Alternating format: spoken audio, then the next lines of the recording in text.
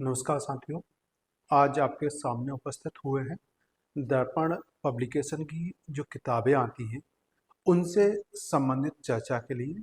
खासकर जैसे कि आपने देखा होगा पिछले वर्ष से हमने कुछ किताबें निकाली थी, उसी श्रृंखला को इस वर्ष भी आगे बढ़ाया है।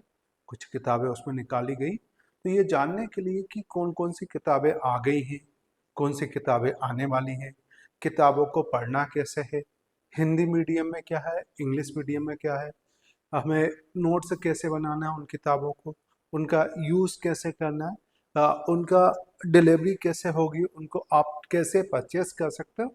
ऐसे ढेर सारे प्रश्न अलग अलग माध्यमों से, कॉल, व्हाट्सएप या कमेंट के माध्यम से हमें प्राप्त हो रहे थे। उनको प्राप्त होने के बाद ये सोचा गया कि उन सभी प्रश्नों को एक जगह एकीकृत तरीके से उनका उत्तर दे दिया जाए, ताकि आपके कोई भी प्रश्न हो, कोई भी संदेह हो, वो सारा संदेह, वो सारे प्रश्न हम सॉल्व कर सके। तो जैसा कि आप जानते हो कि एमपीपीएससी मेंस की कंप्लीट नोट्स या स्टडी मटेरियल का हमने कुछ दिनों पहले ही मैसेज डाला था, और उसके बाद आप लोगों का कई सारा बहुत बेहतर रिस्पॉन्स रहा। बहुत सारी किताबें, बहुत सारे नोट्स हमारे एंड से आपको डिस्पैच किए गए, और मध्य प्रदेश के अलग अलग भागों में यहाँ से किताबें और नोट्स वहाँ पे आपको भेजे गए हैं। तो उससे संबंधित चर्चा के लिए तो सबसे पहले इस पूरी प्रक्रिया को अगर हम समझे तो था क्या कि दर्पण की किताबें या दर्पण पब्लिकेशन के रूप में स्थापित होने से पहले दर्पण सिविल सर्विस के रूप में हमारा संस्थान है।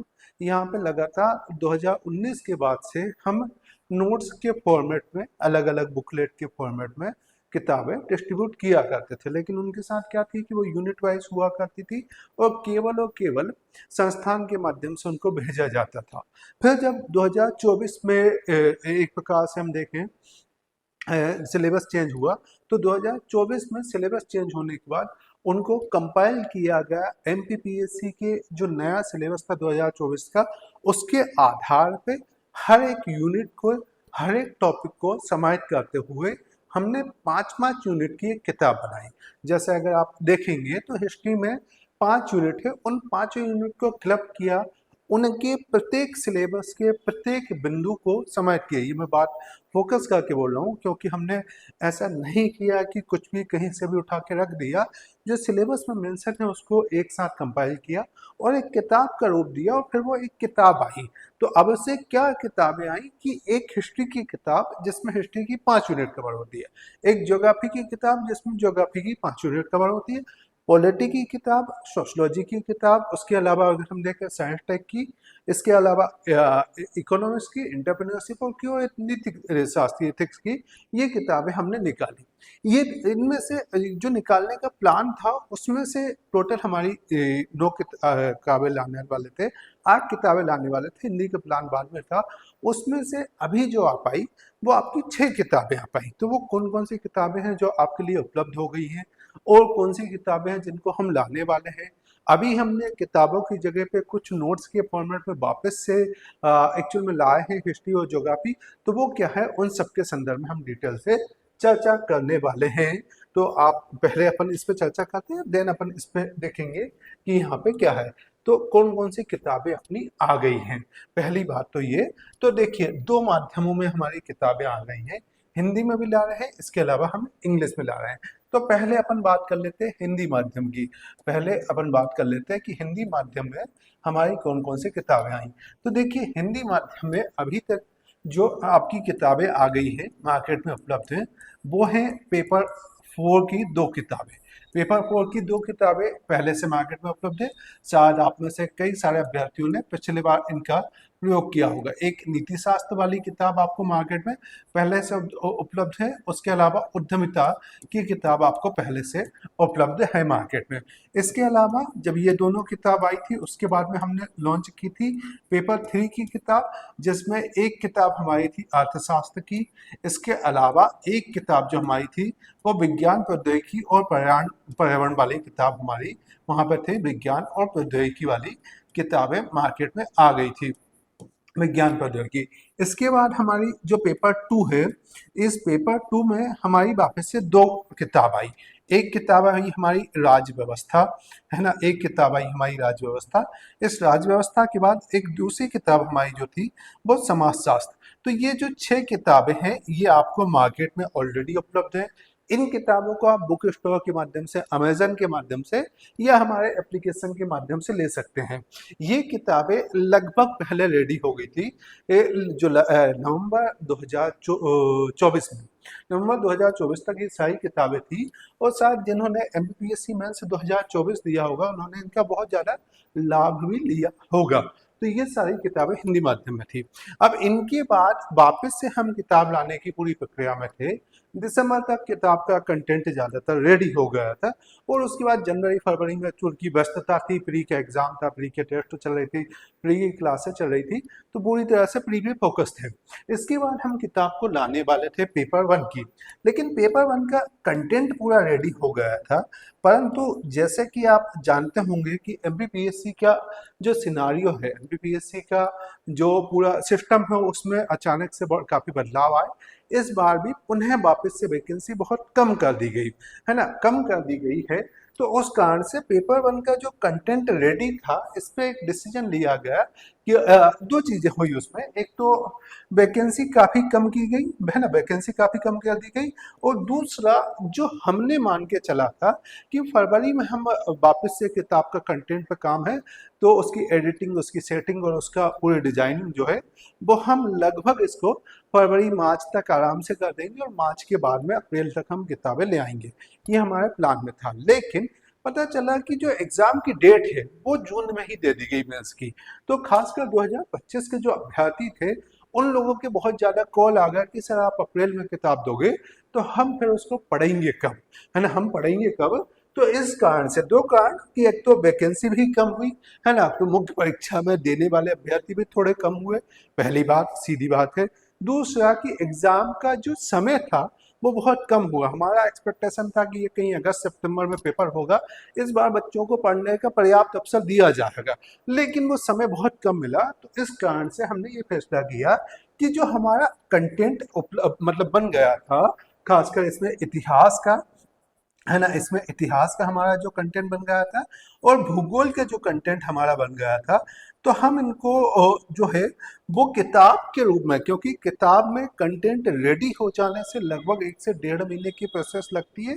उस प्रोसेस में डिजाइनिंग, एडिटिंग, उसकी प्रूफ रीडिंग, साथ ही साथ उसमें अगर हम देखें तो प्रिंटिंग प्रेस में लगने वाला सारा का सारा समय उसमें शामिल होता है और कई सारे स्टेक होल्डर उसमें इन्वॉल्व होते हैं जब किताब को लाया जाता है।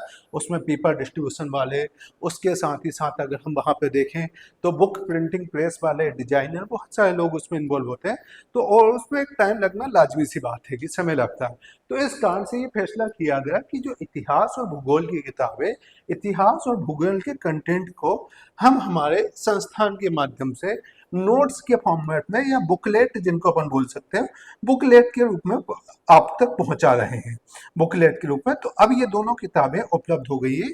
बुकलेट का मतलब क्या होता है, तो कंटेंट सेम रहेगा लेकिन उनको अलग अलग 10 यूनिट की 10 बुकलेट बना दे रहे हैं और वो आपको डिस्पैच करवा दी जाएगी। चूंकि ये किताब के फॉर्मेट में अभी नहीं आई है इसलिए अभी दुकानों पे ये उपलब्ध नहीं हो पाई है ना। इनका प्लान है, अवश्य इनका जैसे भी चीजें होंगी अनुकूल तो हम प्रयास करेंगे कि शायद जुलाई, अगस्त, सितंबर के आसपास के महीने तक वापस से किताब के फॉर्मेट में हार्ड बाइंडिंग में आ जाए।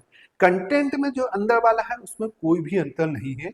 जैसे आपका बाकी कंटेंट था, बाकी किताबों में आपने पढ़ा होगा, वैसे के वैसा कंटेंट ऐसे ही होगा। इनका सैंपल भी हमने वहाँ पे एप्लीकेशन पे डाल दिया। तो ये तो हुई हमारी किताबों की बात। तो नोट्स और किताब में वही अंतर था कि भाई जो अभी हमने दो किताबों के लिए या दो सब्जेक्ट के लिए इतिहास और भूगोल के लिए नोट्स शब्द यूज किया, बाकी सबके लिए हमने किताब शब्द यूज किया। तो वो बताना चाहे थे कि इसमें हम 10 बुकलेट भेज रहे हैं, प्रत्येक यूनिट की एक बुकलेट भेज रहे हैं और ये केवल और केवल संस्थान का जो नंबर है आप उस पर कॉल कर सकते हैं या एप्लीकेशन जो है वहां से डाउनलोड करके आप ऑर्डर कर देते हैं तो आपको घर बैठे उपलब्ध करा देते हैं। तो ये तो पेपर 1 से पेपर 4 तक की बात थी। और सेम बात कि हिंदी का हमने पहले भी नहीं बताया था कि भाई हिंदी हम किताब लाने वाले हैं, लेकिन जो भी बच्चा 4 सब्जेक्ट ले रहा है उसको लगता है हिंदी हमें पढ़ना है, तो हिंदी में भी दर्पण के नोट्स अवेलेबल हो गए हैं उनको भी आप एप्लीकेशन के माध्यम से ऑर्डर कर सकते हो। जब एक कंप्लीट जो सेट बनता है तो कंप्लीट सेट में टोटल आपकी 9 किताबें बनती हैं। 9 किताबों में कौन सी, तो 6 ये वाली। जब कंप्लीट बनाते हैं तो अपन ये 6 के साथ इनको 2 बोल दो, है ना। ये जो नोट्स की 10 यूनिट थी उसको हम 2 बोल देते हैं, प्लस एक वहाँ पे हिंदी का हम सेट बनाते हैं। हिंदी का सेट अभी कुछ दिनों में रेडी हो जाएगा, तो हिंदी का कंप्लीट सेट बना के आपको भेजा जाता है, आप तक पहुँचता है। तो ये तो आपका पैटर्न था कि भाई हिंदी में कौन कौन सी किताबें आ गई। हिंदी से ज़्यादा इंग्लिश वालों की डिमांड थी। अच्छा, ये जो जितनी भी किताबें आई हैं उसमें हमने ये किया कि एक तो ये किताबों को फिजिकल माध्यम से आपके पास भेज रहा है, लेकिन कई सारे अभ्यर्थी ऐसे हैं जो ई बुक से पढ़ने में कंफर्ट होते हैं, तो उनको ये सारी किताबें ई बुक के रूप में दर्पण सिविल सर्विसेज एप्लीकेशन पे उपलब्ध हो गई हैं, है ना। दर्पण सिविल सर्विस, आप वहां से पढ़ सकते हो, अपने टॉपिक को समझ सकते हो और अपने नोट्स बना सकते हो। अगर आप नोट्स बनाने में कंफर्ट हो तो आप ई बुक का भी सहारा ले सकते हो। ये एप्लीकेशन है, इस एप्लीकेशन के ई बुक सेक्शन में ये सारी की सारी किताबें आपको ई बुक के रूप में मिल जाएंगी, एक, है ना। दूसरा, है ना, तो पहले ये देखें कि ये किताबें, अब इनकी विशेषताएं क्या है ये किताबों की, उनको थोड़ा सा समझ लेते हैं कि भाई किताबों में क्या किया गया है ना, किताबों में क्या क्या है। तो उनको अगर हम समझे तो उनकी विशेषता, चाहे वो हिंदी की किताब हो या इंग्लिश की किताब हो, मैं इंग्लिश पे आ रहा हूँ, तो सबसे पहला बात तो हमने ये देखी कि सारी जो किताबें हैं वो सिलेबस के अकॉर्डिंग बनाई गई है। ये बात बहुत ज़्यादा इम्पोर्टेंट है एमबीबीएस की तैयारी करने वाले अभ्यर्थियों को समझना, कि हमको सिलेबस को समझना होगा। कई सारे जो अभ्यर्थी नए होते हैं या कई सारे अभ्यर्थी जो पुराने भी हैं, उनके साथ भी देखते हैं कि वो सिलेबस को नहीं समझने में बहुत सारी क्या होती है, बहुत सारा श्रम, बहुत सारा रिसोर्स और अपना समय व्यर्थ कर देते हैं। जिन चीज़ों को नहीं पढ़ना, जहाँ से प्रश्न नहीं आते, वहाँ से भी बहुत बहुत मोटी मोटी चीज़ों को पढ़ लिया। उसके रिस्पेक्ट में अगर हम देखें, जो बहुत छोटे से टॉपिक है जहाँ से प्रश्न हर बार आने हैं, उनको नहीं पढ़ा और एग्जाम के बाद में जाके वही गलती दोहराते रहे। एक एग्जाम्पल के रूप में देखें तो पहली बात हमने देखी सिलेबस के अकॉर्डिंग है, टू द पॉइंट है, हमने सिलेबस के आधार पर बनाया। सिलेबस का आप एक एक बिंदु देखोगे और हर बिंदु पर जितनी ज़्यादा गहराई हो सकती है उतनी ज़्यादा गहराई, उतने ज़्यादा डायमेंशन को कवर करने का प्रयास किया है। इसको ऐसे बताते हैं, जैसे एग्जाम्पल के रूप में आप लीजिए इतिहास। तो इतिहास में कई सारे जो आपके पूर्व अभ्यर्थी होंगे, जो पूर्व कैंडिडेट होंगे, उनसे पूछेंगे कि इतिहास पढ़ने के लिए हमको क्या पढ़ना। तो जनरली बोल देते हैं कि आर एस शर्मा जी की किताब बहुत अच्छी किताब है, सतीश चंद्रा जी की किताब और राजीव अय्यर जी की किताब स्पेक्ट्रम की किताबें पढ़ लीजिए।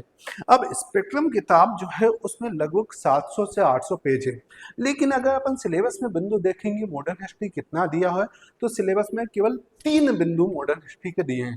तो आप अगर 700 से 800 पेज की किताब पढ़ के केवल 3 बिंदु को कवर कर पा रहे, तो मेरे हिसाब से आप सिलेबस में ऐसी जगह पे बहुत ज़्यादा फोकस कर दे रहे हैं जहाँ से एग्जाम में बहुत कम प्रश्न आते हैं और आपका बहुत ज़्यादा समय उसमें खराब हो जाता है। तो एग्जाम की जो मांग है उस मांग से आप भटक जाते हैं। राजीव अहिर को जरूर पढ़ना चाहिए, वो किताब बहुत अच्छी है। मैंने शर्मा जी की किताब बताई, आर एस शर्मा या सतीश चंद्रा जी की किताब इतिहास की समझ विकसित करने में बहुत अच्छी है, लेकिन मुख्य परीक्षा में आप उनसे एक बेहतर उत्तर लिख पाओगे, उतनी ज़्यादा पढ़ने की बात, उस बात की कोई गारंटी नहीं है, क्योंकि जो डिमांड है वो डिमांड उतने बेहतर तरीके से वहाँ पे सेटिस्फाई नहीं होती है। तो पहली बात कि सिलेबस का गहन अध्ययन किया गया और सिलेबस के किस बिंदु से प्रश्न आते हैं, कितने आते हैं और किस अनुपात में, किस लेवल के प्रश्न आते हैं, उनके आधार पर किताब बनाई गई है। तो सिलेबस के अकॉर्डिंग। दूसरा, सिलेबस के साथ हर टॉपिक से पहले हमने पीवाईक्यू को देखा कि इससे प्रीवियस ईयर क्वेश्चन कैसे आए। जब ये प्रीवियस ईयर क्वेश्चन आए हैं तो फ्यूचर में कौन से संभावित प्रश्न आ सकते हैं, उन संभावित प्रश्नों के आधार पे यहाँ पे किताब में देने का प्रयास किया। साथ ही साथ ना तो किसी टॉपिक को बहुत ज़्यादा एलोबरेट किया है कि हमने एक एक टॉपिक पे 150 पेज में लिख दिया, ना ही ऐसा किया कि एक टॉपिक पे 2 पेज में खत्म कर दिया। उस पर बैलेंस तरीके से उसमें जितने एस्पेक्ट हो सकते हैं सारे एस्पेक्ट को कवर करने का प्रयास किया है, ताकि आप आसानी से पढ़ सके, समझ सके और उसको इंटरप्रिटेट कर सके। इसके अलावा इसमें सभी किताबों में क्या दिया, प्रैक्टिस क्वेश्चन, है ना। सभी किताबों में हमने क्या दिया, प्रैक्टिस क्वेश्चन। प्रैक्टिस क्वेश्चन से आपका जब टॉपिक कवर हुआ तो टॉपिक कवर होने के बाद आप उस प्रैक्टिस क्वेश्चन को देख के उसके कंटेंट पे वहाँ पे अपने प्रश्नों को लगा सकते हैं, अपने स्तर पे भी लिख सकते हैं। अगर आप कोई टेस्ट नहीं कर रहे हैं, आप अपने स्तर पे पढ़ रहे हैं इंडिविजुअल, तो भी आप इनका यूज कर सकते हैं। तो ये इसकी बेसिक विशेषता है। इसके अलावा दूसरी विशेषता जो सबसे महत्वपूर्ण है वो ये है कि यहाँ पे आपको एक ही जगह पे सारी चीजें कवर मिल जाती है। दर्पण पब्लिकेशन के साथ जाते हो तो आपने केवल इतिहास की किताब ली, अब इतिहास की 5 यूनिट के लिए आपको 5 किताबें नहीं लेना पड़ेगा, है ना। इतिहास की 5 यूनिट के लिए आपको 5 किताबें नहीं लेना पड़ेगा, केवल आपको एक किताब लेना है। और मतलब इतिहास की जगह इसको बोल दे राजनीति की, है ना, क्योंकि इतिहास में तो 5 बुकलेट दे रहे हैं, लेकिन राजनीति में एक ही बुकलेट ली और उसमें पूरा कवर हो गया। तो अलग अलग जगह भटकना, ये टॉपिक यहाँ से, ये टॉपिक यहाँ से, ये टॉपिक यहाँ से, तो उससे आप बच जाएंगे। एक ही जगह पे होलिस्टिक तरीके से आपको चीजें कवर हो जाएंगी। तो अगर हम देखें इसको इनपुट और आउटपुट का रेशो, तो आपको एक ही जगह पे कंप्रेस में 600-650 पेज की एक किताब होगी, उसमें पूरी 5 यूनिट कवर हो जाएंगी। बाकी जगह पे जाओगे तो हर एक यूनिट को अगर 200-300 पेज की बनाई तो टोटल 5 यूनिट कंप्लीट करने में 1200-1300 पेज लग गए। तो वो जो है उससे बेहतर है एक ही जगह पे एग्जाम में जो आ रहा है उस अनुसार उसको लिखा गया है। ये बात भी हमने इसमें करी है कि ये एक और विशेषताओं के रूप में देखते हैं, है ना। इसी विशेषताओं के कारण एक और समस्या आपका कंसर्न हो जाता है कि जो प्राइस है वो प्राइस थोड़ा सा बढ़ जाता है ना, वो प्राइस थोड़ा सा बढ़ जाता है। ज्यादातर किताबों का एमआरपी जो है वो 599 रुपीज या 550 रुपीज, 549 रुपीज या 649 रुपीज की रेंज में है। इसके आसपास ज्यादातर का एमआरपी है। किताबों की सिस्टम में एमआरपी पे ज्यादातर चीजें नहीं मिलती, एमआरपी पे डिस्काउंटेड होती है। कहीं पे 10%, कहीं पे 15%, कहीं पे 20%, कहीं पे 25% तक भी डिस्काउंट हो सकता है अलग अलग शहरों के आधार पे।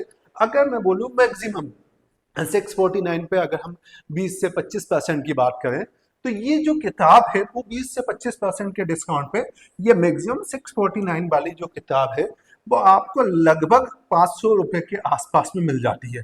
और कई जगह पे तो ये इंदौर जैसे शहर जो है वहां पे तो ये 450 रुपए तक भी मिल जाती है, 480 रुपए तक भी मिल जाती है।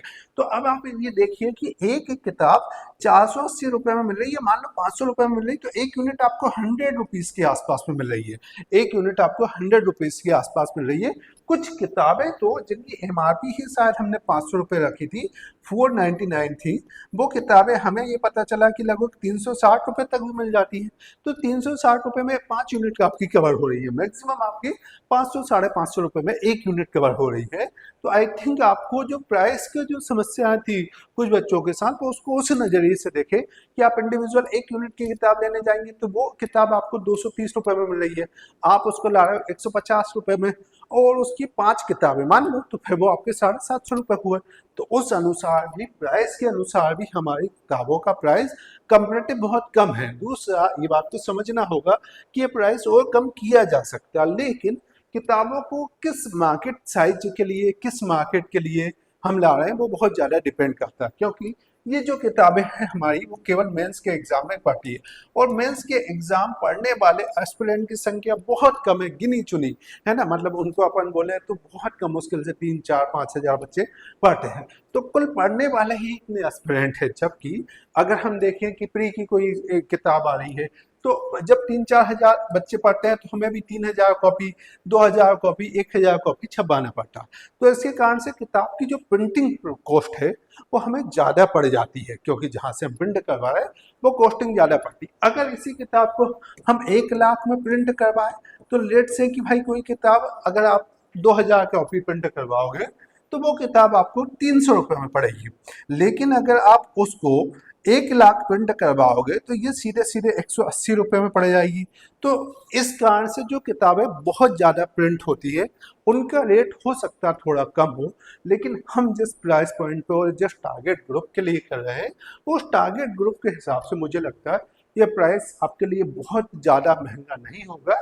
एक यूनिट को आप जेन्युइन तरीके से 100 रुपीज़ में देख सकते हैं। तो ये इसकी अगली बातें थी यानी कि, है ना। तो किताबें कौन कौन, कितनी किताबें आ गई हैं उसी बात पर कर रहे थे, मैंने 3-4 चीजें यहाँ पर ली। इसके अलावा हिंदी के बाद इंग्लिश मीडियम में आपकी कौन कौन सी किताबें आ गई हैं, अगला बात था कि इंग्लिश मीडियम में कौन कौन सी किताबें आ गई हैं। तो देखिए इंग्लिश में अभी हमारी जो किताब आई वो पेपर 4 के अंदर पार्ट ए, है ना, पेपर 4 के अंदर पार्ट ए इथिक्स हमारा आ गया है।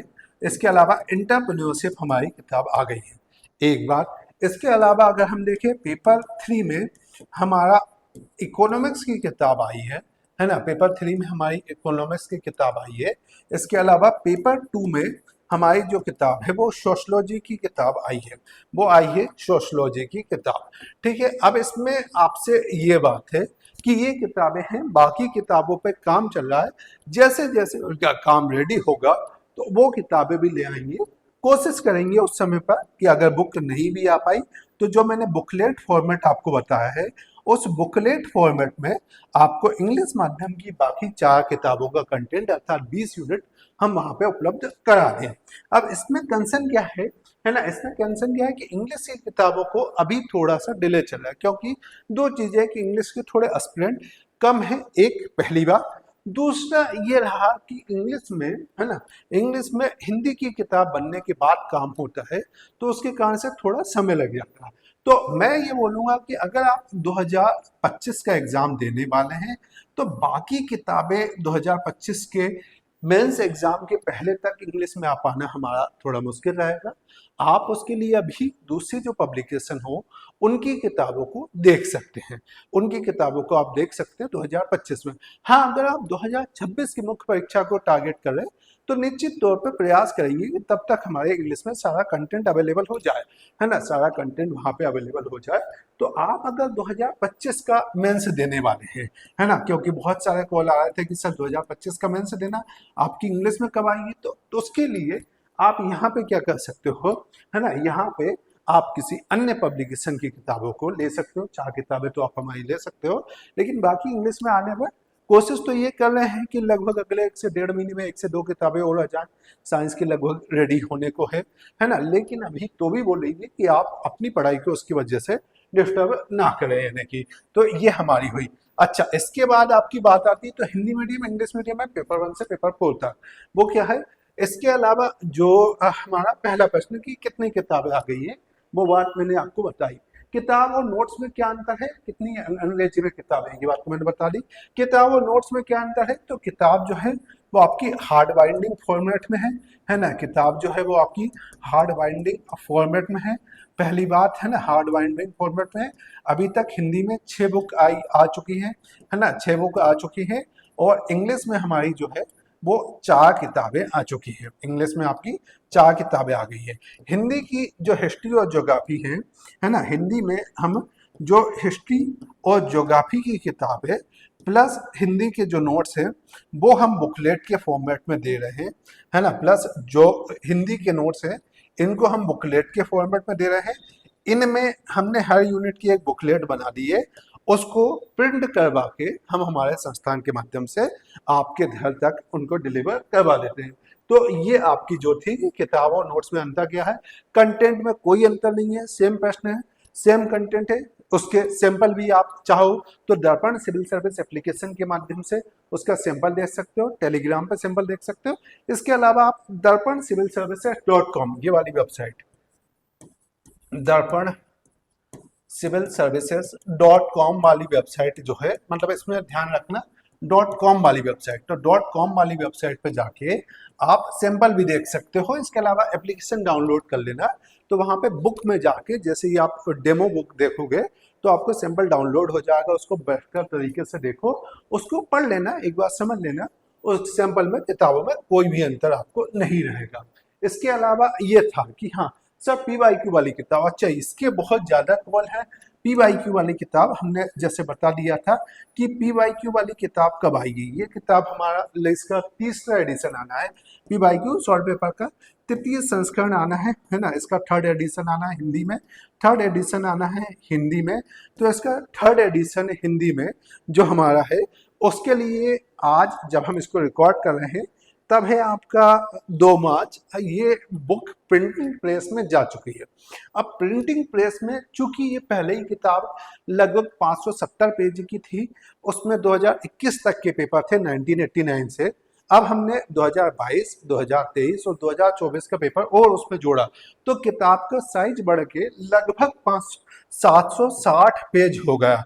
तो 760 पेज की किताब है, तो इसको प्रिंटिंग में अभी समय लग रहा है। आई थिंक ये अगले 7 से 8 दिन में आपको मिल जाएगी, आपकी बुक स्टोर पर उपलब्ध हो जाएगी। ये वाली जो किताब है, आप चाहे नोट्स लो नहीं लो, किताब लो नहीं लो, लेकिन ये किताब हर बच्चे को लेना चाहिए। इससे होता क्या है, दो चीजें पता चलती है। पहला कि आप कोई भी टॉपिक पढ़ रहे हो, कोई भी यूनिट पढ़ रहे हो, उससे पहले आप इसको पढ़ लेंगे, है ना, तो आपको पता चल जाएगा कैसे प्रश्न है। दूसरा, जब आपने टॉपिक पढ़ के खत्म किया, आप क्वेश्चन लिखेंगे, उसके बाद आप इससे मिला सकते हैं, आपकी समझ डेवलप होगी और कई सारे क्वेश्चन रिपीट होते हैं, उसके लिए बहुत ज्यादा मददगार है। तो ये जो किताब है वो आपको लगभग, है ना, लगभग आज से 8 से 10 दिन, मतलब मैं डेट बोलूं तो लगभग 7-8 मार्च के आसपास हो सकता है, 10 मार्च हो मैक्सिमम, क्योंकि कई बार प्रिंटिंग प्रेस में थोड़ा समय लगता है, तो वहां से आने के बाद ये किताब मिल जाएगी। ये हिंदी में, हिंदी के साथ ही साथ हमने इसके इंग्लिश पे काम आरंभ कर दिया है। तो इंग्लिश में लगभग 1.5 से 2 महीने का जो समय लगेगा, उतने समय के बाद ये इंग्लिश में भी आने का पूरी चांसेस है, ये किताब आपको इंग्लिश में मिल जाएंगी। तो जो हमारी 6-8 किताबें बुलवाते हैं, उनके साथ ये बुलवाना चाहेंगे तो 10 मार्च के बाद ये वाला भी, ये विकल्प आपको उपलब्ध हो जाएगा। इस किताब को भी आप बुलवा सकते हो। आप बाकी किताबें पढ़े या नहीं पढ़े, लेकिन इसको पढ़ें, क्योंकि ये शायद एमपीपीएससी में जो तैयारी करने वाला मेंस का बच्चा है, लगभग हर बच्चा, हर एस्पिरेंट इसको जरूर पढ़ते हैं। तो आपको इसको देखना, इसका 3rd एडिशन, जिसमें 2022 के मेंस के पेपर, 2023 के मेंस के पेपर, 2024 के मेंस के पेपर इसमें आपके साथ होंगे। साथ ही साथ इस बार का जो एडिशन है, 3rd एडिशन, उसमें एक विशेष काम किया है, विशेष काम किया। अगर आपने पहला और दूसरा एडिशन देखा होगा तो उसमें यूनिट वाइज तो हमने बांट दिया था, लेकिन उसको टॉपिक वाइज नहीं बांटा था। इस बार हमने टॉपिक वाइज और मार्क्स वाइज वापस से बांटने का प्रयास किया। जैसे पहले हमने किया कि एंशिएंट हिस्ट्री की पूरी एक किताब, मतलब यूनिट बनाई, उसमें पहले 3 नंबर वाले 5 मार्क 5 मार्कर, 11 मार्कर जो आते थे उसके हिसाब से वहां पे बांट दिया था। लेकिन अब हमने क्या किया कि एंशिएंट हिस्ट्री को फिर तोड़ा। एंशिएंट हिस्ट्री में हड़प्पा, हड़प्पा से 2 मार्कर क्या आ सकते हैं, 7 मार्कर क्या आए हैं, 10 मार्कर क्या आए हैं, वैदिक काल, वैदिक काल से 2 मार्कर क्या है, 7 मार्कर क्या है, 11 मार्कर क्या है।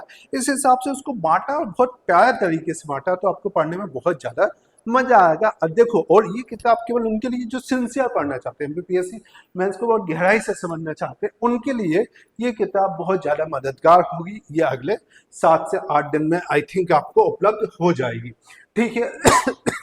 फिर कुछ लोगों का प्रश्न ये भी हमें पता चला कि सर 2 मार्कर वाली, 7 मार्कर वाली और 10 मार्कर वाली जो प्रश्न है वो कब आएगी, है ना। ये वाली जो किताबें हैं, 2 मार्कर, 7 मार्कर, 10 मार्कर वाली किताबें कब आएंगी, ये भी एक प्रश्न लगातार आ रहा था। तो देखिए, इस बार 2025 के लिए, 2025 के लिए हम 2 मार्कर, 7 मार्कर, 11 मार्कर की किताब नहीं लाने वाले हैं, है ना। इस फॉर्मेट में आपको कोई भी किताब अभी नहीं मिलेंगी, यानी कि ना ही 2 मार्कर में, 7 मार्कर, 10 मार्कर में, क्योंकि अभी समय कम है। इतने कम समय में रेडी हो पाना और उसको आप तक पहुंचा पाना थोड़ा सा मुश्किल काम होगा, जो मैंने पहले ही बताया। तो अभी नहीं होगी, शायद 2026 के लिए कभी प्लान करेंगे तो उस समय आपको सूचना दी जाएगी। अच्छा, फिर एक प्रश्न ये भी आ रहा था कि सर ई बुक क्या है ना। ई बुक क्या है, तो देखिए सीधी बात यह है कि ई बुक से तात्पर्य है कि जो आप किताबें पढ़ते हैं, उन्हीं किताबों को हम एप्लीकेशन पर अपलोड करवा देते हैं, उनकी सॉफ्ट कॉपी, और आप मोबाइल के माध्यम से केवल और केवल मोबाइल के माध्यम से उसको पढ़ सकते हैं। उसको डाउनलोड नहीं कर सकते, ना ही स्क्रीनशॉट ले सकते हैं, ना ही उसको हाईलाइट कर सकते हैं। केवल मोबाइल में आप पढ़ सकते हैं। आपकी कुछ इस प्रकार की जॉब हो कि भाई आपको अधिकांश समय ऑफिस में बताना हो, ऑफिस में किताब नहीं ले जा सकते हैं, लेकिन वहाँ पे मोबाइल ले जा सकते हैं, तो आप मोबाइल में पढ़ लें। या आपको लगता है कि हमें तो केवल कुछ स्पेसिफिक टॉपिक ही पढ़ना है, कुछ स्पेसिफिक चीज़ें ही पढ़ना और उसके अपने नोट्स बनाना है, ऐसी कंडीशन में ई बुक आपके लिए मददगार होती है। तो जितनी भी किताबें आ चुकी है उनकी ई बुक अवेलेबल है। आप दर्पण सिविल सर्विस एप्लीकेशन को डाउनलोड करें, ई बुक पर क्लिक करें और जो भी ई बुक आप परचेस करना चाहते हैं वो मिल जाएगी। ई बुक की कीमत भी बहुत मिनिमम रखी गई है, शायद 149 रुपीज़ है 5 यूनिट के लिए, तो बहुत मिनिमम, मतलब 1 यूनिट आपको लगभग 30 रुपए के आसपास में मिल जाएगी। तो वो आपको पूरी होलिस्टिक यूनिट कवर करने में भी मददगार सिद्ध हो जाएगी। तो ये ई बुक वहाँ पे है, जो भी बच्चे लेना चाहते हैं वो ई बुक भी ले सकते हैं। अच्छा, हाँ, अब ये यहाँ पे ये बात ध्यान रहा है ना। हिंदी कहाँ से पढ़े वो मैंने आपको बता दिया। हिंदी के नोट्स हम लेने वाले हैं, लेकिन हिंदी आपको इसके अलावा मतलब हिंदी सब्जेक्ट मैं बता रहा हूँ कि दर्पण पब्लिकेशन की पेपर 5 की जो नोट्स है वो आपको मिल जाएंगे ये नोट्स। इसके अलावा आपको और भी किताबें या नोट्स पढ़ना है हिंदी में, तो आप कुसुम लता मैडम की किताब पढ़ सकते हो। मयंक शर्मा सर की हिंदी की किताब आई है, उन हिंदी की किताब को आप यहाँ पे पढ़ सकते हो। उसमें बहुत बेहतर तरीके से दिया है, जैसे मयंक शर्मा जी की हिंदी की किताब भी काफ़ी अच्छी है, कुसुम लता मैम की भी किताब हिंदी की अच्छी है। आप कोई भी एक किताब वहाँ पे ले सकते हो। इन किताबों के अलावा क्या पढ़े, ये प्रश्न बहुत सारा आता है कि सर सिलेबस कंप्लीट हो जाएगा क्या, सिलेबस कंप्लीट क्या हो जाएगा, तो इन किताबों के अलावा क्या पढ़े या रेफरेंस किताबें कौन कौन सी पढ़े। तो देखिए मेरा ये मानना है कि आप ऐसे एस्पिरेंट हो, वो डिपेंड करता है कि हम किस लेवल के एस्पिरेंट हैं। आपने अगर ये किताबें पूरी पढ़ ली हैं, आपका सिलेबस 1 से 2 बार, ये किताबें नहीं किसी दूसरी किताब से भी, किसी दूसरी पब्लिकेशन के किताबों से भी आपका पूरा सिलेबस होगा, तो ऐसी कंडीशन में आप रेफरेंस किताबें पढ़ सकते हो। है क्या कि जो हमारी रेफरेंस किताबें जो यूपीएससी के लिए आती हैं, है ना, जैसे हिस्ट्री की मैंने आपको बात की, पॉलिटी की आपको बात की, ज्योग्राफी की बात की, साइंस टेक की बात की, इकोनॉमिक्स की बात की, तो उन रेफरेंस किताबों का जो सिलेबस होता है, उनकी जो राइटिंग का पैटर्न होता है वो बहुत फास्ट होता है। एमबीबीएससी का सिलेबस मध्य प्रदेश को ध्यान में रख के बनाया गया है। तो एक बात तो उनमें मध्य प्रदेश की चीजें नहीं मिलती है, दूसरा कि हमारा जो सिलेबस है वो सिलेबस से बहुत सारी चीजें बाहर की होती हैं। तो आपके पास समय हो तो आप जरूर पढ़ें, क्योंकि हमने भी सारी किताबें बताई, अपने से कुछ नहीं लिखा, हमें एक प्रकार से इनमें अपने से कुछ नहीं लिखा, अलग अलग किताबों को पढ़ा, उनमें जो समझ आया उनसे जो निकाल सकते थे उस कंटेंट को आपके सामने लाए, उस कंटेंट को एग्जाम की मांग के अनुसार लिखा। तो हमने भी सब रेफरेंस किताबों से पढ़ा है और वहीं से हमारी किताबें भी बनी है। अलग अलग यूनिवर्सिटी के नोट्स हैं, खासकर इग्नू हो सकता है उसमें, खासकर उत्तराखंड यूनिवर्सिटी हो जाती है, मध्य प्रदेश की भोज यूनिवर्सिटी हो जाती है, कुछ यूनिवर्सिटी हम देखें आंध्रा की यूनिवर्सिटी और तमिलनाडु में ओपन यूनिवर्सिटी, वो यूनिवर्सिटी भी वहाँ पे बहुत अच्छे तरीके से अपना कंटेंट देती है, उसी को पढ़ा, उसी को फिर आपके सामने रखा। तो आप भी रेफरेंस किताबों को पढ़ सकते हैं, लेकिन वो कब पढ़ सकते हैं, 2 कंडीशन, जब आपके पास पर्याप्त समय हो, आपका बेसिक सिलेबस पूरा कंप्लीट हो गया हो। उस सिलेबस के कंप्लीट करने का मतलब कि आपने उसको पढ़ लिया हो, उसके नोट्स बना लिए हो, उसकी समरी बना ली हो। अब उसको अपडेट जब करना है तो आपको जरूर रेफरेंस किताबें पढ़ना चाहिए। उनके बगैर मतलब बहुत आपकी समझ बहुत अच्छी डेवलप नहीं होगी। 2 बात है, समझ डेवलप होना, एग्जाम निकालना अलग अलग बात है। तो आप उनको जरूर पढ़ सकते हैं, लेकिन बेसिक ये है कि बेसिक अपना सिलेबस पूरा कंप्लीट होगा उसका प्रयोग करें। आपको ये मानना है कि इनके अलावा क्या पढ़ना है, तो मैं तो ये बोलूंगा कि पेपर 1 से लेके पेपर 4 तक इनके अलावा कुछ नहीं पढ़ना। आप केवल इनको ही पढ़ के जाएंगे तो हम दावे के साथ बोल सकते हैं कि 85 से 90% आपके क्वेश्चन यहाँ से कवर हो जाएंगे। 85 to 90% क्वेश्चन यहाँ से कवर हो जाएंगे। 100% का दावा नहीं कर सकते, वैसे इस बार कई सारे सब्जेक्ट में 100% हुए, कुछ सब्जेक्ट में 80% तक वहाँ पे कवर हुए, 85% तक कवर हुए। तो अभी आप इतनी चीजों को कवर कर सकते हैं। इसके अलावा आपको एमबीपीएससी स्पेसिफिक में करना, तो जैसे हमारी किताब ले ली, हमारे किताबों के बाद जब आपका पूरा कंप्लीट होगा तो एमपीपीएससी स्पेसिफिक दूसरे पब्लिशर हैं जिन्होंने एमपीपीएससी ओरिएंटेड लिखा है, आप उनकी किताबों को भी साथ में ले सकते हैं। जैसे हमारे यहाँ पे निर्माण आईएएस का बहुत अच्छा वो होती है, निर्माण पब्लिकेशन के नाम से किताबें आती है, आकार की बहुत अच्छी किताबें आती है, आप उनकी किताबें भी ले सकते हो। और अगर आपने उनकी किताबें ले ली हैं तो फिर उनकी किताबों को बहुत बेहतर तरीके से पढ़ लें, उनको जब खत्म कर लें उसके बाद हमारी ले लें। हम ये नहीं बोल रहे कि केवल हमारी लें, आपने पहले उनको पढ़ लिया तो पहले उनको पढ़ लें, उनके बाद फिर आप ये वाली किताबें हमारी ले सकते हैं। तो इसके लिए आपको ये बोल रहे हैं कि जो एग्जाम के पॉइंट है, जैसे मैंने वापस से बोला कि आप किसी के पास गए और उन्होंने बोला कि मॉडर्न हिस्ट्री में आपको जो पढ़ना है वो राजी बहिर पढ़ना है, तो अब राजी बहिर में आप जितना इनपुट दोगे उस अनुपात में आपको आउटपुट नहीं मिलेगा, क्योंकि मॉडर्न हिस्ट्री हमारे सिलेबस में बहुत छोटा सा हिस्सा है और हमारे कई सारे सिलेबस के, मैं ये बोलूँ लगभग 40 से 50% सिलेबस के ऐसे हिस्से हैं जो किसी भी रेफरेंस किताबों के अनुसार बनाए ही नहीं गए हैं। तो उन रेफरेंस किताबों में आप ढूंढने जाओगे या उनको, तो आपको बहुत ज़्यादा समय खराब हो जाएगा। तो आपको पढ़ना चाहिए, पहला जब आपका सिलेबस कंप्लीट होगा तब आप उन किताबों को पढ़ें, कुछ स्पेसिफिक टॉपिक के लिए किताबें, जैसे लक्ष्मीकांत बहुत अच्छी किताब है, उसमें सिलेबस के बिंदुओं को ढूंढे और उनको कवर करें। राजीव अहीर में भी सिलेबस के बिंदुओं को ढूंढे और उनको कवर करने का प्रयास करें। तो आप ऐसी कुछ कुछ चीजों को यहाँ पे कर सकते हो। ठीक है, इसके अलावा किताबें पढ़ते समय क्या ध्यान रखना चाहिए? देखो, किताबें पढ़ते समय पहली बार तो उसको रीड करना, दूसरा कोशिश ये करना कि उसमें से ज्यादा चीजें याद रह सके। याद रखने के लिए आप अगर संभव हो तो किताबों को पढ़ते समय उसको अंडरलाइन कर सकते हो, जो की पॉइंट है उनको आप अंडरलाइन करने में, साथ ही साथ अगर बहुत अच्छा होगा आप उसकी अपने नोट्स बनाते रहेंगे तो बाद में आप उन नोट्स से रिवीजन कर सकते हैं। तो आपको कोशिश ये करना है कि ये किताबें पढ़ने के साथ उसकी बार बार रिवीजन हो, क्योंकि एक बार पढ़ेंगे तो शायद हो सकता है आपको कुछ चीजें समझ नहीं आ, तो दोबारा पढ़ सकते हैं और उसको अंडरलाइन करके, हाईलाइट करके, नोट्स बना के आप साथ में रख सकते हैं। तो इससे आपको क्या होगा, थोड़ी सी समझ मिलेगी। पीवाईक्यू का क्या महत्व है? जैसे मैंने बताया, पीवाईक्यू का महत्व अभी क्लियर कर दिया कि सिलेबस आप पढ़ना शुरू करते हैं तब भी उसका इंपॉर्टेंट है, उसी के आधार पे आप चीजों को पढ़ सकते हो, उसी के आधार पे आप अपनी तैयारी को दिशा देते हो, डायमेंशन देखते हो। जैसे मैंने पहले बताया कि हर टॉपिक के पीवाईक्यू में कैसे प्रश्न आ रहे हैं उसके आधार पर आप अपनी तैयारी कर सकते हो। तो जब भी पढ़ें तो खासकर किसी भी एग्जाम की तैयारी करें, पहली बात सिलेबस को देखें, दूसरी बात सिलेबस को देखने के बाद पीवाईक्यू को वहां पे जरूर ही देखें, है ना। अब ये प्राइस की बात मैंने आपको बताई दी कि प्राइस कैसे थे, इन किताबों को कैसे पढ़ें, है ना। इन किताबों को, जो हमारी किताबें हैं, इनको कैसे पढ़ना है ना, किताबों को आपको कैसे पढ़ना। पहली बात तो सबसे पहले आपने कोई भी किताब उठाई तो उसको पहले पेज से आखिरी पेज तक पढ़ना है, क्योंकि जो भी चीजें हटा सकते थे वो सारी चीजें हमने हटा दी, वो सारी चीजें हटा दी, बढ़ाने की संभावना बहुत ज्यादा है।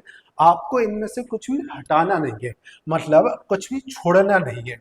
पहली बात की ये बात आपने कई लोगों से सुना होगा कि क्या पढ़े और क्या छोड़े, तो सबसे ज्यादा समस्या बताते हैं क्या छोड़ने में समस्या है। लेकिन दर्पण की किताबों के साथ ये बात है कि इसमें से कोई भी टॉपिक आप छोड़े नहीं, कोई भी टॉपिक हटाए नहीं, मतलब आपको प्रत्येक टॉपिक कवर करना है।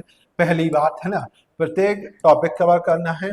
प्रत्येक टॉपिक को कवर करने से पहले हर टॉपिक के प्रीवियस ईयर क्वेश्चन पेपर को देखना है कि यहाँ से प्रीवियस ईयर में क्या है। दूसरा, जब आप उसको पढ़ लो, उसको हाईलाइट कर लो, उसके नोट्स बना लो, तो कोशिश कर लेना कि उसके कुछ आंसर राइटिंग की प्रैक्टिस कर लो, या जो क्वेश्चन हर यूनिट के बाद में दिए हुए हैं उनको लिख के देख लो। जब आप उनको लिख के देख लोगे तो आपकी जो अल्टीमेट तैयारी सिलेबस कवर करने के बाद समस्या होती है राइटिंग प्रैक्टिस की, वो राइटिंग प्रैक्टिस के साथ साथ होती रहेगी। हर यूनिट को पढ़ना, टॉपिक को पढ़ा, टॉपिक को पढ़ने से पहले पीवाईक्यू देखे, फिर उसके पीवाईक्यू को सॉल्व कर सकते हैं, या प्रैक्टिस क्वेश्चन को सॉल्व किया फिर उनको मिला के देखा। ये मेथड इसको हमें अपनाना है। इनको पढ़ने के लिए आप जो यूज कर सकते हो, मैंने बताया एक कि आपका अगर 2025 में एग्जाम है, अर्थात आपके पास 3 या 4 महीने का समय है और आपको मेंस देना है, 3 या 4 महीने का समय है और आपको अगर मेंस देना है, तो ऐसी स्थिति में आप इसको केवल अंडरलाइन कर सकते हो या हाईलाइट करके पढ़ें, इसके नोट्स बनाने से बचें। आपको मेंस देने में केवल 3-4 महीने का समय है, तो आप सारी किताबों को अंडरलाइन करके, हाईलाइट करके पढ़ें। एक बात, अगर आपको एग्जाम जो है उसमें 1 साल का समय है ना, आपके पास पर्याप्त 1 साल 10 महीने का समय है, तो हमारा ये कहना है कि प्रत्येक किताब को आप समय दीजिए। किताब को समय देने के बाद उससे अपने नोट्स बनाने का प्रयास करें, अपने नोट्स बनाने का प्रयास करें, और ये नोट्स आपको हमेशा मददगार होंगे। तो डिपेंड है कि आपका एग्जाम कब है, उसके आधार पे आप इसके नोट्स बना सकते हो। अगर पर्याप्त समय है, 1 साल से ज्यादा का समय है, तो आप इसके नोट्स बनाने का प्रयास कीजिए, है ना, आप इसके नोट्स बनाने का प्रयास कीजिए, तो वो आपको बहुत ज्यादा मददगार होगा। ठीक है, तो ये है, ये अपन ने देख लिया। इसके बाद हमारा यहाँ था ऑर्डर कैसे करें यानी कि, है ना। इसके बाद अगला प्रश्न था कि सर किताबें ऑर्डर कैसे करें। तो ऑर्डर करने के या किताबें लेने के 3 माध्यम हो सकते हैं। किताबें लेने के 3 माध्यम हो सकते हैं। पहला कि आप किसी बड़े शहर में रहते हैं, है ना, आप किसी बड़े शहर जैसे भोपाल, इंदौर, ग्वालियर, जबलपुर, रीवा वगैरह में आप रहते हैं, तो आप अपने नजदीकी बुक स्टोर के पास चले जाएं और उस बुक स्टोर के पास जाकर, बुक स्टोर कौन सा, जो पब्लिकेशन मतलब कंपटीशन एग्जाम की बुक रखते हैं, जो कंपटीशन एग्जाम की बुक रखते हैं, उनके पास चले जाएं, उनसे बोलें दर्पण पब्लिकेशन की मेंस की किताबें, तो उनके पास मेंस की पूरी किताबें उपलब्ध होंगी। आप उनसे ले सकते हैं। अगर नहीं भी उपलब्ध हो, आप उनको बोलेंगे तो वो 1 से 2 दिन में हमारे जो डिस्ट्रीब्यूटर होते हैं नियरेस्ट, उनसे बुलवा के आपको दे देते हैं। पहली बात तो एक तो ये माध्यम है। दूसरा माध्यम अमेजन के माध्यम से आप किताब ऑर्डर कर सकते हो। अमेजन पर दर्पण पब्लिकेशन लिख के आप सर्च करोगे तो वहां पे दर्पण पब्लिकेशन की किताबें, अमेजन लिखना है, खोलना है दर्पण पब्लिकेशन, वहां से आप कर दोगे हेडक फ्री। आप जिस भी स्थान पे हो, जैसे अमेजन से बाकी प्रोडक्ट बनवाते हो वैसे मिल जाओगे। वहां पे लिखना क्या है, दर्पण पब्लिकेशन टाइप कर देना, तो वो है। अमेजन पे ही आपको उसकी ट्रैकिंग आईडी वगैरह सारी मिल जाती है, आपके घर पहुंच जाता है ना। उसमें ध्यान रखना है कि आप जब घर पहुंचे तो आप पर्याप्त संपर्क हो, आपका एड्रेस पर्याप्त तरीके से पहुंचने योग्य हो। तीसरा अगला जो माध्यम है वो है दर्पण सिविल सर्विस एप्लीकेशन के माध्यम से भी आप ऑर्डर कर सकते हो। ये हमारा एप्लीकेशन है दर्पण सिविल सर्विसेज, इसके माध्यम से भी आप ऑर्डर कर सकते हो। इसके माध्यम में आपने ऐप को डाउनलोड करोगे, फिर वहां पे आपको एक कॉलम दिख आएगा बुक स्टोर, उसमें डाउनलोड करोगे, उसमें करोगे, साथ ही साथ वहां पे आप अपना एड्रेस फिल करोगे, पेमेंट करोगे, उसके बाद वो एड्रेस हमारे पास रिसीव हो जाता है। जब ये आपका ऑर्डर हमारे पास आता है तो लगभग 1 से 2 दिन के बाद हम इसको डिस्पैच करते हैं। जैसे आज ऑर्डर आया तो कल, या कल ऑर्डर आया तो परसों हम इसको डिस्पैच करते हैं। हम जनरली इसको 2 माध्यमों से भेजते हैं। कुछ जगह पे जहाँ पे बस की सुविधा होती है तो बस पे भी हमारे टीम मेंबर के साथ ही वहां पे रख देते हैं, या हम इसको स्पीड पोस्ट के माध्यम से आपको भेजते हैं, है ना। इसको स्पीड पोस्ट के माध्यम से आपके पास भेजते हैं, तो स्पीड पोस्ट के माध्यम से आपको जो आपका एड्रेस होगा वहां पे पहुंच जाएगा। इसके बाद क्या होता है कि जैसे ही आपने ऑर्डर किया, आप इस नंबर पे अपना वो भेज देते हैं रिसिप्ट की हमने ऑर्डर कर दी है, आप अपना स्क्रीनशॉट या लिख के भेज देते हैं, तो हम आपको रिसिप्ट दे देते हैं। कब रिसिप्ट देते हैं, जब 1 से 2 दिन के बाद जब हो जाती है तो आपको इंडिया पोस्ट का ट्रैकिंग आईडी दे देते, तो आप ट्रैक कर सकते हो कि वो किताब कहाँ पे पहुंची है। तो ये 3 माध्यमों से आप किताबें ले सकते हैं, उसके माध्यम से आपको घर बैठे ही किताबें मिल जाएंगी। और बस ये इसका कंप्लीट जानकारी आपके लिए थी। तो ये हमारा है। अभी सारी किताबें जो है इनका एमआरपी अगर हम देखें तो लगभग 5000 के आसपास है ना, 5000 के आसपास है। अभी ये किताबें आपको 4500 रुपये में, 54,500 में आपके घर डिलीवर हो जाएंगी, है ना। आपके घर पे ये किताबें आपको डिलीवर हो जाएंगी, है ना। आपके घर तक ये किताबें मिलेंगी। इनमें टोटल आपको जो किताबें पेपर 1 से पेपर 4 प्लस हिंदी की किताबें वहाँ पे आपको मिल रही है। तो मुझे लगता है कि आप सभी इन चीज़ों को समझ पाए होंगे, है ना। ये किताबें हैं, इनका सैम्पल कॉपी या डेमो कॉपी आपको देखना हो तो आप एप्लीकेशन से इसको डाउनलोड कर सकते हैं। तो ये एक संपूर्ण जानकारी थी, है ना, जिससे मुझे लगता है आपके सभी डाउट क्लियर होंगे। इसके अलावा भी आपको कोई प्रश्न रह गया हो, कोई प्रश्न और हो, तो आप उसको कमेंट सेक्शन में कर सकते हैं, या जो नंबर यहाँ पे दिया हुआ है आप इस नंबर पर कॉल कर सकते हैं, आपकी बात हो जाएगी हमसे, है ना। तो उससे संबंधित जो भी डाउट होगा वो सारा डाउट भी आपको सॉल्व कर देंगे। टेलीग्राम चैनल पे आप क्या देख सकते हैं, डेमो फाइल देख सकते हैं, एप्लीकेशन पे भी डेमो फाइल आप देख सकते हैं। तो इस नंबर पे आप कॉल कर लें। चलिए, बहुत बहुत धन्यवाद।